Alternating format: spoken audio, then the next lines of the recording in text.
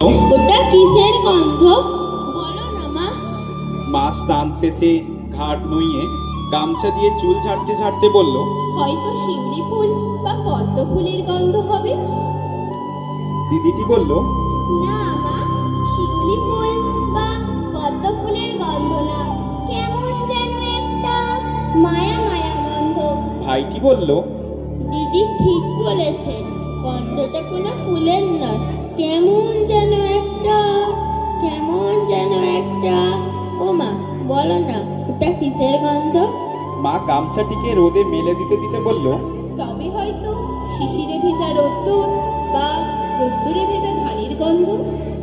অতঃপর ভাই আর বোন মিলে নামলো গন্ধ সন্ধানে।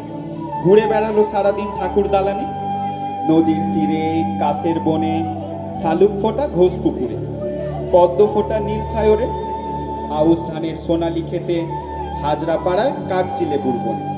কোথাও পেল না সেই গন্ধটিকে খুঁজে।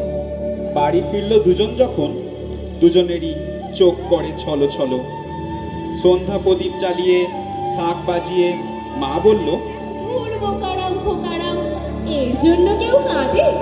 আয় আমার কাছে আয়, তোদের চোখ মুছিয়ে দিই। মায়ের কথা শুনে তাদের কান্না হলো দ্বিগুণ, কিন্তু মায়ের বুকে মুখ রাখতেই কান্না গেল থেমে। চেঁচিয়ে উঠল ছেলে ও মেয়ে আর কি মিটিস হয়ে। ইউরেকা, পেয়েছি খুঁজে, শরৎকালের গন্ধ, মাগো তোমার মুখে। মা চোখ বড় বড় করে দুজনের কান টেনে দিয়ে বলল, যাক, ছেলে আর মেয়ে আমার বিজ্ঞানী হলো তবে। দিদিটি বলল, বলো না মা, শরৎকাল এলেই বুঝি তোমার বুকে এই গন্ধ আসে? মা বলল, আসে বই কি, কি আর নতুন কথা কি? ভাইটি বলল, কেন আসে? ওরে, এ যে পুজোর গন্ধ। প্রতিটি বাঙালি মা শরৎ ঋতু এলেই বুকের ভেতর আসন পাতে।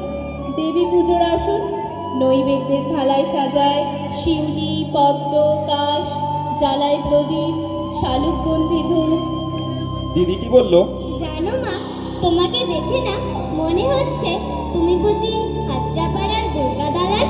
ভাইটি বলল, আর আমার মনে হচ্ছে মা আমাদের সর্বজয়া, আর আমরা দুজন অপু আর দুর্গা। নমস্কার। নমস্কার।